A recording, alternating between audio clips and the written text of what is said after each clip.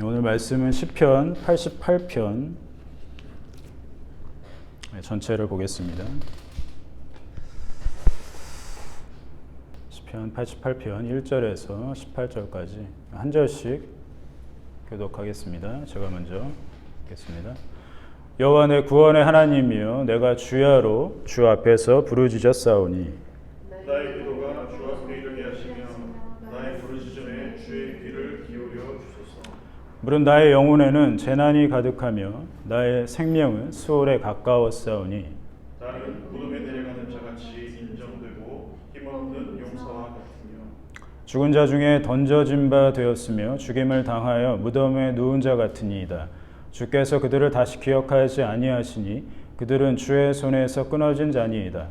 주께서 나를 깊은 더미와 어둡고 심한 곳에 두셨사오며 주의 노가 나를 심히 누르시고 주의 모든 파도가 나를 괴롭게 하셨나이다. 주께서 내가 아는 자를 내게서 멀리 떠나게 하시고 나를 그들에게 가증한 것이 되게 하셨사오니 나는 갇혀서 나갈 수 없게 되었나이다.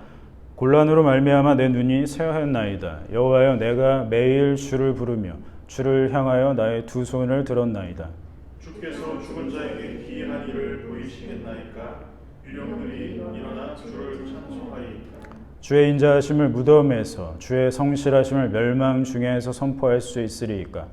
흑암 중에서 주의 기적과 이즘의 땅에서 주의 공의를 알 수 있으리이까? 여호와여, 오직 내가 주께 부르짖었사오니 아침에 나의 기도가 주의 앞에 이르리이다. 여호와여, 어찌하여 나의 영혼을 버리시며 어찌하여 나 주의 얼굴을 내게서 숨기시나이까? 내가 어릴 적부터 고난을 당하여 죽게 되었사오며 주께서 두렵게 하실 때에 당황하였나이다. 주의 진노가 내게 넘치고 주의 두려움이 나를 끊었나이다. 이런 일이 물같이 종일 나를 애우며 함께 나를 둘러쌌나이다. 주는 내게서 사랑하는 자와 그를 멀리 떠나게 하시며 내가 아는 자를 흑암에 두셨나이다. 아멘. 오늘 말씀의 제목은 고난은 아직 한밤중, 시적으로 한번 지어봤습니다. 고난은 아직 한밤중이다. 우리가 시편을 읽을 때 굉장히 직관적으로 이렇게 공감을 할 수 있게 되죠. 왜냐하면 시적인 언어로 되어 있기 때문에 그런 것이겠죠. 우리가 노래를 듣는 것과 마찬가지라고 생각합니다. 우리가 노래를 들을 때 가사말을 쭉 들으면서 또 노래가 주는 어떤 그런 전체적인 분위기를 통해서 그 노래를 이제 직접적으로 이해하고 또 공감할 수 있게 되는 거죠. 우선은 가사를 보면 이제 이해를 할 수가 있겠죠. 그 시편이 자아내고 있는 어떤 직접적인 분위기 전체를 이끌어가는 것은 역시 가사한 말이겠죠. 노랫말이겠죠. 또 노래가 주는 어떤 그런 전체적인 분위기, 어떤 뉘앙스, 뭐 이런 것들을 통해서도 이 노래를 이해할 수 있게 됩니다. 또 특정한 어떤 단어, 노랫말 중에서도 어떤 특정한 단어들이 이렇게 막 우리 귀에 꽂힐 때가 있잖아요. 뭐 그런 것과 같습니다. 시편이 그런 유익을 우리에게 준다는 것이죠. 직관적으로 지은 사람의 어떤 감정과 그런 것들을 우리가 따라갈 수 있고 쭉 보면서 같이 공감하고 또 이해할 수 있게 된다는 거죠. 그래서 성경 중에서도 시편이 주는 그런 유익이라고 생각할 수 있겠습니다. 자, 그러면 오늘 말씀인 이 시편 88편을 우리가 어떻게 이해할 수 있는지 한번 살펴보죠. 시편 오늘 88편 위에 보면은 이제 어떤 제목이라고 할까요? 뭐 그런 것이 적혀 있습니다. 고라 자손이고 또 에스라 사람인 이 헤만이 지었다 이런 정보를 우리에게 주고 있죠. 헤만은 특별히 살펴보면 역대상 25장에 보면 헤만이 등장하는데 솔로몬 왕이 통치할 때 이제 찬양대를 이끌었던 그런 지도자 중에 한 사람이라고 합니다. 뭐 아삽, 뭐 여두둔, 뭐 그런 사람들과 함께 백성들을 이끌었던 그런 지도자였다고 소개가 되고 있습니다. 특별히 이제 헤만이 지었다는 시편은 이 88편이 유일합니다. 뭐 더 많이 지었겠죠. 그러나 이제 성경에 포함된 것은 이 88편이 유일하다는 거죠. 해만에 대해서는 우리가 많은 정보를 얻을 수가 없습니다. 성경이 그만큼 우리에게 자세하게 이 해만이라는 사람에 대해서 알려주고 있지 않기 때문에 과연 어떤 인물인지 제대로 알기가 힘들어요. 반면에 다윗은 어떻습니까? 다윗은 시편의 거의 절반에 가까운 시편을 썼기 때문에 우리가 시편만 보더라도 다윗이 어떤 인생을 살았고 또 그 인생 가운데서 어떤 하나님을 만나고 이런 것들을 충분히 정보를 얻을 수가 있죠. 그러나 해만은 그렇지가 않습니다. 그러나 이 88편을 통해서 우리가 해만에 대해서 또 해만이 느끼고 있는 어떤 이 감정에 대해서 그런 부분들을 우리가 공감하면서 찾아보면 좋을 것 같습니다. 해만에 대해서 많이 알 수는 없지만 두 가지 사실을 좀 우리가 추려서 알 수 있을 것 같아요. 해만은 이스라엘 백성들을 특별히 찬양대를 섬기면서 그런 어떤 음악으로서 섬기는 어떤 지도자 중에 한 사람이었다. 그런 사람으로 하나님께서 사용을 하셨다. 그런 사실이 하나가 있고요. 또 그럼에도 불구하고 그런 지도자의 이스라엘 백성들을 다스리는 어떤 이끌어가는 그런 지도자 중에 한 사람으로서 섬기는 위치에서 살았지만 그럼에도 불구하고 뭔가 하나님 앞에 고통을 느끼는 그런 부분이 있다라는 걸 오늘 시편을 통해서 알 수 있는 거죠. 이 두 가지 사실을 좀 알 수가 있습니다. 해만이 어떤 사람인지 조금 집중해 보면 우리 역대상 25장 한번 볼까요? 같이 한번 찾아보시죠. 역대상 25장.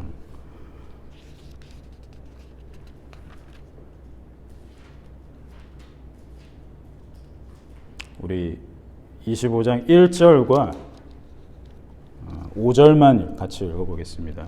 1절과 5절만 함께 시작. 다윗이 군대 지휘관들과 더불어 아삽과 해만과 여두둔의 자손 중에서 구별하여 섬기게 하되 수금과 비파와 재금을 잡아 신령한 노래를 하게 하였으니 그 직무대로 일하는 자의 수요는 이러하니라. 5절 시작. 이는 다 해만의 아들들이니 나팔을 부는 자들이며 해만은 하나님의 말씀을 가진 왕의 선견자라. 하나님이 해만에게 14아들과 3딸을 주셨더라. 아멘. 사실 해만의 인생이 여기 적힌 것을 보면 해만은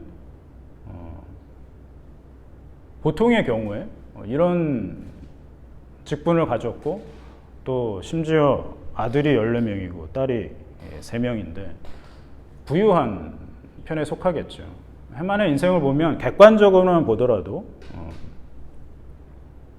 부유한 인생, 어떤 뭔가 갖춰진 인생, 가진 인생이라고 우리가 유추해 볼 수 있겠죠.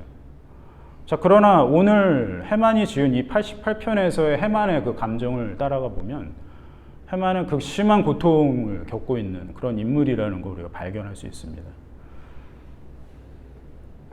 한번 들어가서 한번 보겠습니다. 우리 1절과 2절 다시 한번 읽어볼까요? 1절과 2절. 오늘 본문의 88편의 1절과 2절 함께 시작.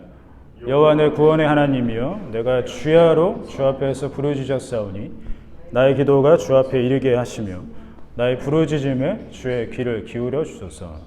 아멘. 어떤 이유에서인지 하나님께 부르짖고 있습니다. 해만이. 부르짖는다는 것은 우리가 속삭일 때 쓰는 말은 아니겠죠.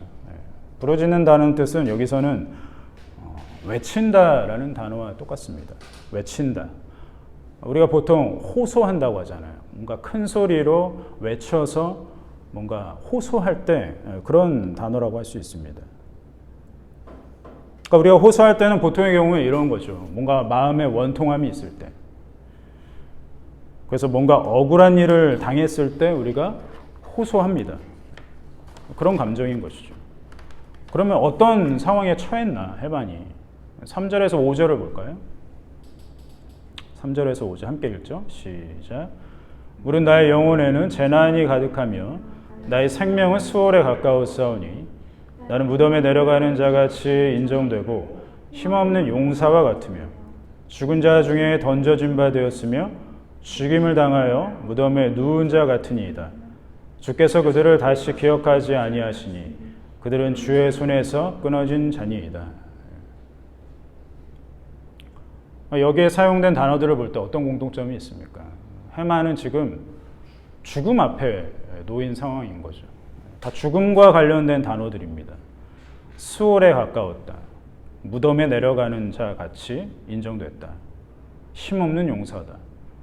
죽은 자 중에 던져진 바 됐고 심지어 죽임을 당해서 무덤에 누운 자 같아. 이게 지금 해만이 고백하고 있는 거예요. 자기는 이미 죽었고 장사된 것 같은 그런 어떤 상황이라는 거죠. 죽음 앞에 직면했다라는 것은 단순한 괴로움을 넘어서는 것일 것입니다. 그러니까 해만이 느끼고 있는 지금 고통의 무게는 상당히 무거운 것으로 보이는 것이죠. 특별히 5절을 다시 보면 자신이 이미 죽임을 당해서 무덤에 누워있는 그런 상태 같다. 혹시 죽음의 고통을 느껴보신 분이 있습니까?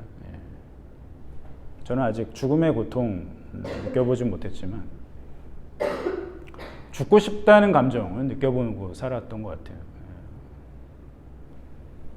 그러나 그 죽음을 느낄 정도의 고통을 직접적으로 당했냐?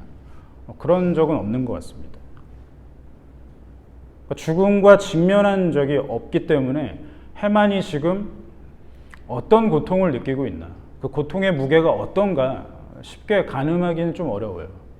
그러나 해만의 이 감정선을 좀 따라가 보면 우리가 좀 더 공감할 수 있을 것 같습니다. 해만이 이렇게 고백하는 가운데 이 죽음의 고통을 자기가 느끼고 있는데 이것을 이 자신의 감정을 한 대상으로 이제 향하고 있습니다. 6절에서 8절을 읽어볼게요. 6절에서 8절 함께 읽겠습니다. 시작. 주께서 나를 높고 심한 곳에 두셨사오며 주의 노가 나를 심히 기우시고 주의 모든 파도가 나를 공격하게 하셨나이다. 주께서 내가 아는 자를 내게서 멀리 떠나게 하시고 나를 그들에게 가증한 것이 되게 하셨사오니 서서 나갈 수 없게 되었나이다. 5절까지 이렇게 고백했던 해만의 고백에서 6절에서 이렇게 전환이 되는 것을 볼 수가 있는 거죠. 자기의 감정의 대상을 이제 하나님으로 향하고 있습니다. 주께서 나를. 그러니까 자신이 죽음 앞에 직면하게 된 것을 그 어떤 근본적인 원인을 누구에게 두고 있는 거예요? 하나님께 두고 있는 거죠. 하나님께서 나의 상황을 이렇게 만드셨다. 나를 죽음 앞에 두셨다. 뭐 이런 고백인 거죠. 그러면서 7절에서 뭐라고 합니까? 주의 노가 나를 심히 눌렀다. 그러니까 하나님께서 진노하심으로 내가 죽게 됐다. 이렇게 고백하는 거거든요. 16절에서도 마찬가지입니다. 16절에서도 주의 진노가 내게 넘치고 주의 두려움이 나를 끊었나이다. 뭔가 하나님과의 관계가 끊길 정도로, 왜 죽음이라는 것은 하나님과 단절된 상태잖아요. 특별히 10절을 보세요. 10절을 보면 주께서 죽은 자에게 기이한 일을 보이시겠나이까? 유령들이 일어나 주를 찬송하리까? 이러면서 죽으면 하나님과의 관계가 끊어지기 때문에 그 안에서는 어떠한 것도 행해지지 않는다는 거예요. 하나님도 그렇다는 거죠. 주의 인자하심을 무덤에서 선포할 수 없다라는 말이죠. 11절 보시면 주의 성실하심을 멸망 중에서 선포할 수 없다라는 거예요. 그러니까 죽으면 아무것도 소용이 없다라는 거예요. 하나님께서 하시는 것이. 구원이 어떻습니까? 구원이 죽은 자에게 미칩니까? 죽기 전까지만 미치는 거죠. 죽기 전에 구원의 기쁜 소식을 듣고 영접하는 자마다 예수 그리스도가 주는 그 구원을 맛볼 수가 있는 거예요. 죽음 이후에는 어떤 것도 소용이 없게 되는 것입니다. 그런 고백인 거죠. 그 무덤 가운데에서는 흑암 중에서 12절 보세요. 흑암 중에서 주의 기적과 이짐의 땅에서 주의 공의를 알 수 있으리까? 알 수 없다라는 거예요. 그만큼 죽음이라는 것은 하나님과 끊기는 것이기 때문에 지금 해만은 뭐라고 고백하는 거예요? 내가 죽기 전에 하나님께서 내 기도를 좀 들어주셨으면 좋겠다. 이런 심정으로 호소를 하고 있는 거죠. 이 모든 상황을 이끄신 것은 하나님께서 그렇게 하셨다는 겁니다. 하나님께서. 해만을 더 괴롭게 하는 원인이 있습니다. 8절 다시 보면 주께서 내가 아는 자를 내게서 멀리 떠나게 하셨다. 나의 상황을 그 내가 아는 사람들이 볼 때 가증한 것이 되게 해서 날 다 떠나게 했다는 거예요. 뭔가 욥의 친구들이 생각나는 대목이죠. 자신이 처해 있는 이 상황을 볼 때 내가 아는 사람들이 그것을 보고 가증하게 여겼다. 가증하게 여겼다는 뭐 이런 거겠죠. 하나님께서 저 사람을 벌하셨구나. 내가 같이 있다가는 나도 화를 당하겠구나. 멀리하는 거죠. 극심한 외로움까지도 느끼고 있습니다. 15절을 보면 이렇게 고백합니다. 내가 어릴 적부터 고난을 당하여 죽게 되었사오며. 그러니까 해만이 당하는 이 어떤 죽음 앞에 직면한 것 같은 그 고통은 어릴 때부터 있었다는 걸 우리가 알 수 있는 거죠. 어릴 적부터 고난을 당해서 내가 죽게 됐다. 지금 해만이 몇 살인지는 알 수는 없지만 아주 어릴 때부터 이런 고통 속에서 살았다는 거예요. 질병일 확률이 높을 것 같은데. 우리가 욥을 보면 상상이 되겠죠. 욥의 상황 가운데에서 다 떠나잖아요. 사람들이 다 죽고 욥이 홀로 남아서 뭔가 외롭게 하나님 앞에서 싸우고 있는, 해만도 지금 그런 상황인 거죠. 결국에는 자신이 당한 고통 때문에, 고난 때문에 친구들까지도 다 떠난 상황. 그러니까 엎친 데 덮친다는 말이 있듯이 뭐 그런 거겠죠. 고통을 느끼고 있는 가운데 또 다른 그런 고통들이 쌓인 겁니다. 15절 말미를 보면 이렇게 고백합니다. 주께서 두렵게 하실 때에 당황하였나이다. 그래서 당황했다라는 말은 속수무책이라는 뜻입니다. 내가 어떻게 손 써볼 어떤 그런 것 없이 정말 아무것도 할 수 없는 그런 상황. 어떻게 해볼 수 없을 정도로 좌절한 상황. 그런 상황이라는 거죠. 9절을 보면 이 해만이 얼마나 좌절했는지 암시해주는 그런 부분이 있습니다. 9절 볼까요? 함께 시작. 곤란으로 말미암아 내 눈이 쇠하였나이다. 여호와여 내가 매일 주를 부르며 주를 향하여 나의 두 손을 들었나이다. 자, 여기서 내 눈이 쇠했다라고 고백하거든요. 이거는 뭐 단순히 내가 시력을 잃었다 이 말은 아닙니다.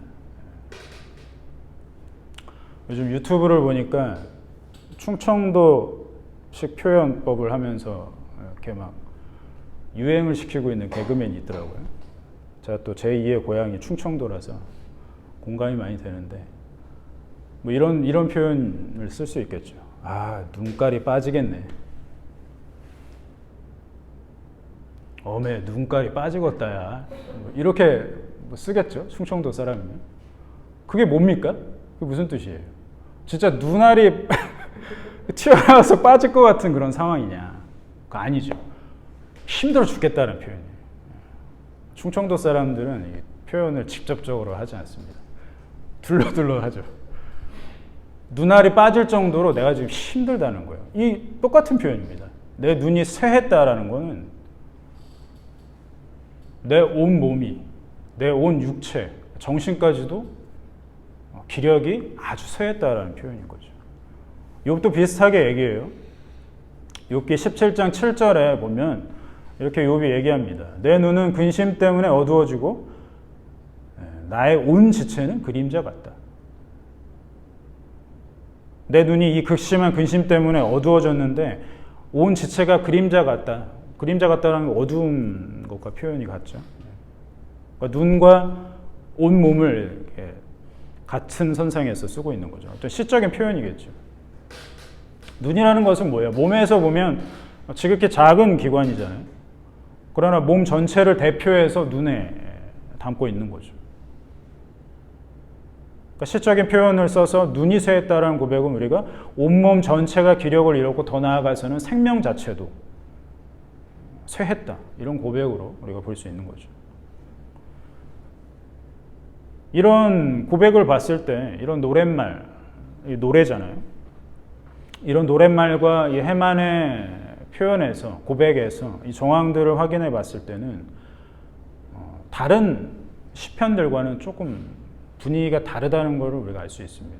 다른 시편들은 뭔가 분명하게 시적인 표현으로 하나님 앞에서 자기가 소생하고 있고 어떤 소망을 가지고 있고 어떤 찬양을 하게 되고 그리고 말미암아 내가 구원을 얻었다는 어떤 그런 확신에 찬 그런 고백들이 있단 말이에요. 다른 시편들을 보면. 근데 88편은 그런 것들이 다 숨겨져 있어요. 언뜻 보면 없는 것처럼까지 느껴집니다. 과연 해만이 지금 하나님 앞에서 기도하고 있다는데 뭔가 소망이 있냐? 소망에 찬 그런 확신이 있냐? 다른 시편에 비해서는 거의 보이지 않는다는 거죠. 다른 시편들은 기승전결이 있어요. 하나님 앞에 뭔가 어려움, 고통을 호소하면서 하나님께서 만지셔가지고 내가 하나님 앞에 섰으니까 하나님께서 나를 회복하시고 있습니다. 뭐 이런 것들이 느껴진단 말이에요. 그래서 나중에는 뭐예요? 하나님을 찬양하고 하나님의 구원에 대한 소망을 막 노래합니다. 그게 일반적인 시편이거든요. 88편은 그런 게 잘 안 보인다는 거죠. 그런 기승전결이 별로 보이지 않습니다. 그저 처음부터 끝까지 쭉 자기의 고통 속에서의 어떤 정서만 이렇게 막 보이고 있어요.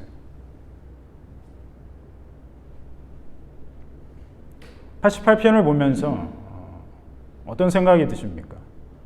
해만이 지금 하나님 앞에서 보이고 있는 모습, 또 이런 태도들을 보면서 뭐 이렇게 생각하는 사람도 있겠죠. 믿는 사람이라면 응당 하나님을 의지하고 또 맡겨서 또 그래서 뭔가 하나님 앞에 긍정적인 해결을 받아야 한다고 판단하면서 이 시편을 볼 수 있을 것 같아요. 근데 해만은 뭐야? 왜 이래? 뭔가 정신병에 걸린 사람처럼 뭔가 우울한 감정만 드러내 있고 뭔가 고통의 언어들만 사용하고 있고 뭔가 희망차고 뭔가 소망이 있는 그런 확신에 찬 어떤 그런 고백들이 없는 거예요. 그럼 해만이 믿는 사람인가? 어떤 이런 의심까지도 들 수 있다는 거죠. 속 시원한 결말, 이런 속 시원한 소망이 안 보이니까. 그렇게 판단하면서 시편 88편을 볼 수도 있을 것 같습니다. 자, 그럼에도 불구하고 이런 암울한 내용, 어떤 분위기에도 불구하고 우리가 한 줄기 소망을 찾을 수 있는 건 뭡니까? 우리 1절과 2절을 다시 한번 봅시다. 1절과 2절. 함께 읽어볼까요? 1절과 2절 시작. 내 구원의 하나님이여 내가 주여로 주 앞에서 부르짖었사오니 나의 기도가 주 앞에 이르게 하시니 나의 부르짖음에 주의 귀를 기울여 주소서. 전체적으로 봤을 때 88편은 하나님 앞에 탄식만 뭔가 자아내고 있는 것 같지만 해만은 지금 어떤 확신이 있는 겁니까? 해만이 붙들고 있는 그 한 가지가 있어요. 하나님, 내 구원의 하나님. 저는 여기에 굉장히 집중하게 될 수밖에 없었던 것 같아요. 하나님, 내 구원의 하나님이십니다. 만일에 우리의 인생 전체가 매일이 탄식의 연속이고 매일이 절망적이고 매일이 죽음 앞에 놓인 것 같이 느껴진다면 어떨까요? 그 상황 속에서 살고 있다고 한다면 남들이 인정하는 열매도 없이 생을 마감한다 했을 때 어떨까요? 누가 봐도 소위 루저의 인생이었다고 손가락질 당하고 뭔가 험담거리가 되고 그렇게 살았다면 어떨까요? 남들이 아는 보편적인 그런 성공의 삶을 누리지 못하고 생을 마감했다면 부자가 된다거나 뭔가 인생의 어떤 맛을 알고 산다거나 뭐 그런 거 하나 없이 그냥 인생을 마감한다면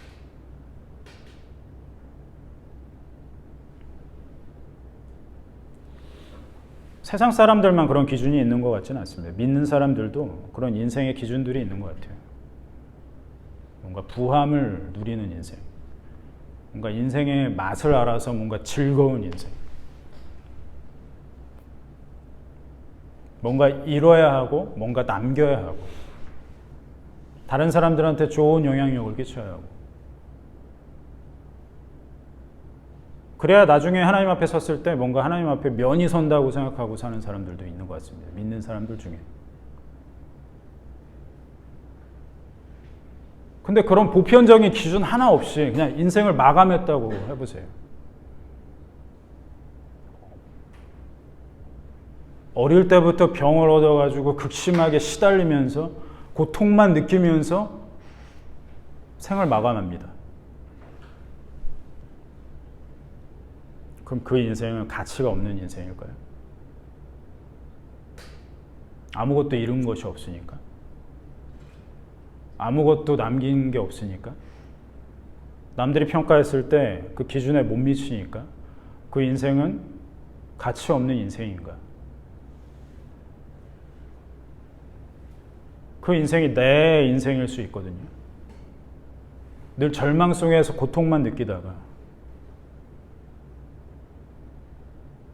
소위 루저처럼 살다가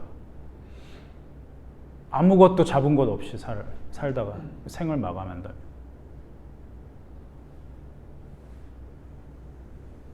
해마는 자신의 고통이 하나님께서 주신 것이라고 고백했어요. 고통은 그런 것입니다. 고통은 내가 잘못 살아서 받을 수도 있고요. 사탄이 시험해서 받을 수도 있고요. 아니면 아무런 이유 없이, 그렇죠? 예수님도 그렇게 얘기하시죠. 세상에 그냥 미워해서 당하는 고통일 수도 있습니다. 그러나 그 근본적인 고통의 원인은 뭐라고 말씀하십니까? 성경에서는 하나님께서 주셨다라는 거죠.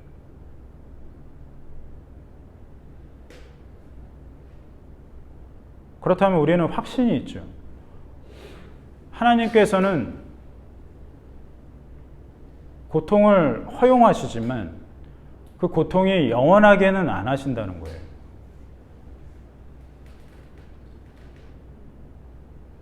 믿는 자들에게는. 왜 그렇게 하시는지 모르겠습니다. 왜 고통을 믿는 자들에게 허락하셔서 인생을 막 고통스럽게 하시는지는 모르겠어요.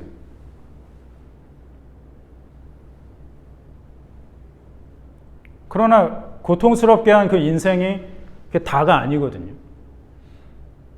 그 이유가 분명하다고 말씀하시잖아요. 구원이라는 그 소망이 너희에게 있다라고 선포하시잖아요. 하나님께서 분명하게. 그러니까 우리가 인생을 살면서 어떤 고통 속에서 산다고 해서 그 전부가 아니라는 것이죠. 왜요? 이건 다 하나님께서 허용하신 거니까. 나에게. 그렇다면 해만처럼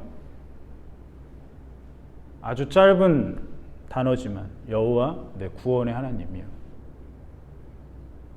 내가 주야로 주 앞에서 부르짖었사오니 이 심정으로 살아가는 거죠. 그러나 늘 고통 속에 사는 겁니다. 고난은 아직 한밤중이라고 제목을 지은 것처럼 아직 터널 한가운데에 있는 거예요.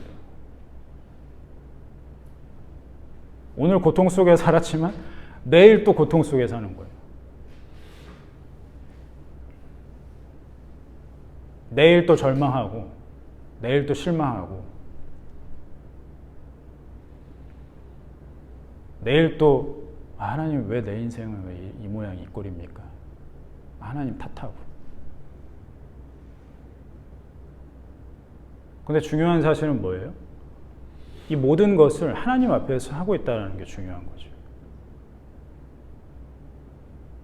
내 인생에 대한 불만도 그 절망 속에서 부르짖는 그 행위조차도 하나님 앞에서 하고 있다는 게 중요한 거예요.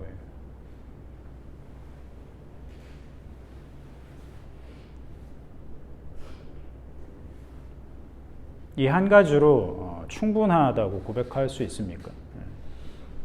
내가 이 인생을 살고 있지만 하나님께서 나의 구원자십니다라는 이 한마디의 고백으로 충분하냐? 이 한 가지 사실을 붙잡는 것으로만 충분하냐?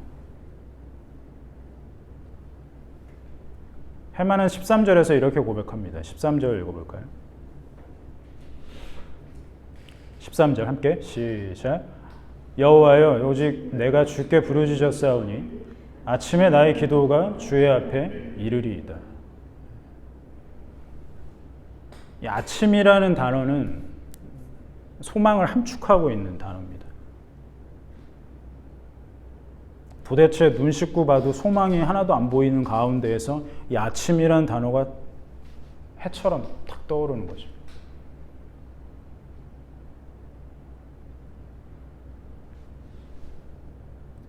다윗도 비슷한 고백을 30편 5절에서 이렇게 합니다. 30편 5절에서 다윗이 이렇게 고백해요. 그의 노염은 잠깐이요 그의 은총은 평생이로다. 저녁에는 울음이 깃들지라도 아침에는 기쁨이 오리로다. 다윗도 똑같이 고백하는 거죠. 하나님의 진노가 있어서 내가 이 고난을 겪는데 하나님의 진노는 잠깐이라는 거예요. 하나님의 진노가 있죠. 이스라엘 백성들이 얼마나 하나님 앞에서 진노를 당하면서 살았습니까? 조금 교만하면 바로 치셔가지고 깨갱하게 하시고, 그게 우리 인생이거든요. 제가 좀 요즘 교만한 삶을 살고 있으니까 하나님께서 탁 치시는 거예요. 좀 작작에 겸손하게 탁 하시는 거예요. 예비 5번에 두고 한 번에 합격을 안 주시고 떨어질 수도 있겠죠. 예비 5번이니까.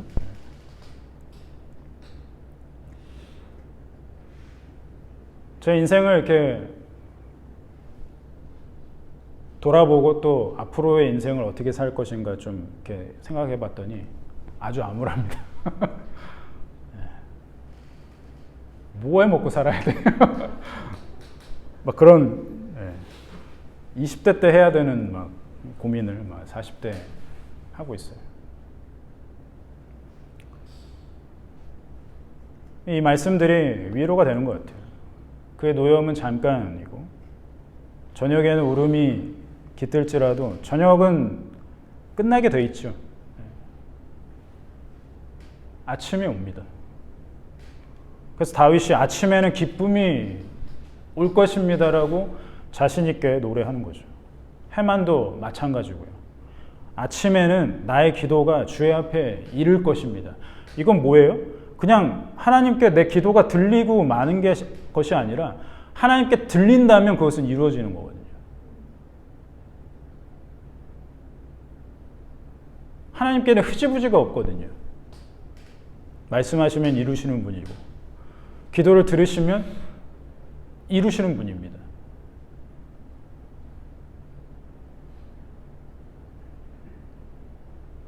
죽은 자도 이미 살려놓으신 분이시거든요.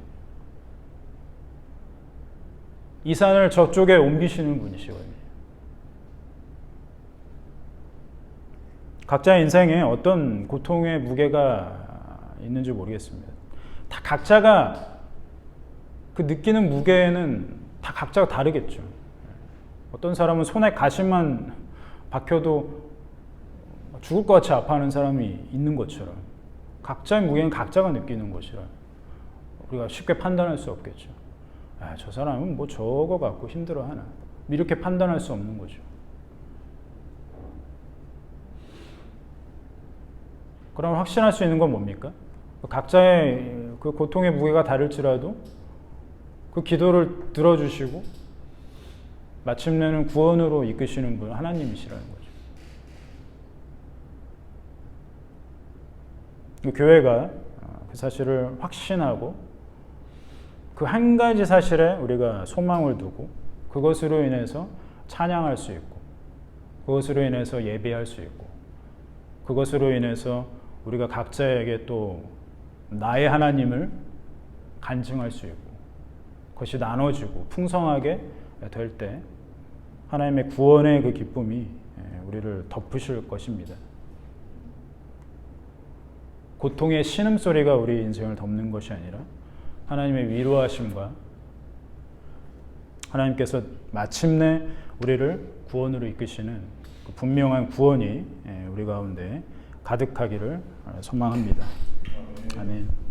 같이 말씀을 다시 한번 기억하시면서 기도했으면 좋겠습니다.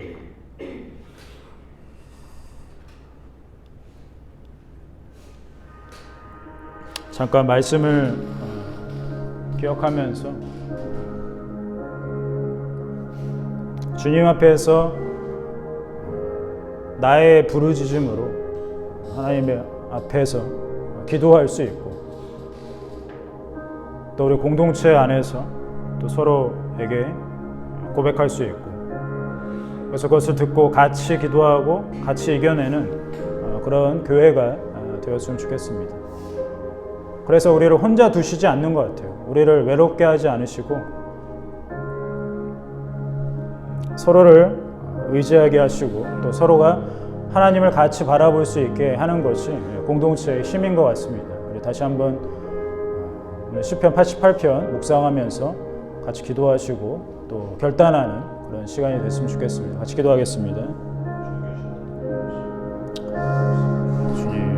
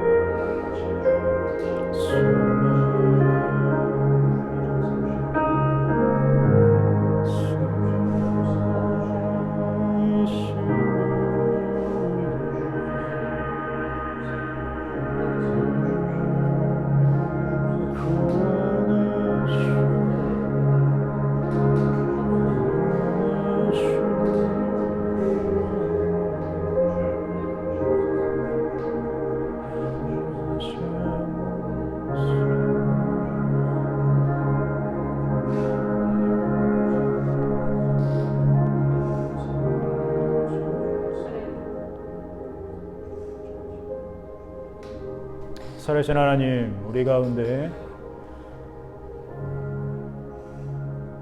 빛으로 오셔서 유일한 구원이 되시고 유일한 소망이 되신 예수 그리스도를 찬양합니다. 우리가 인생에서 당하는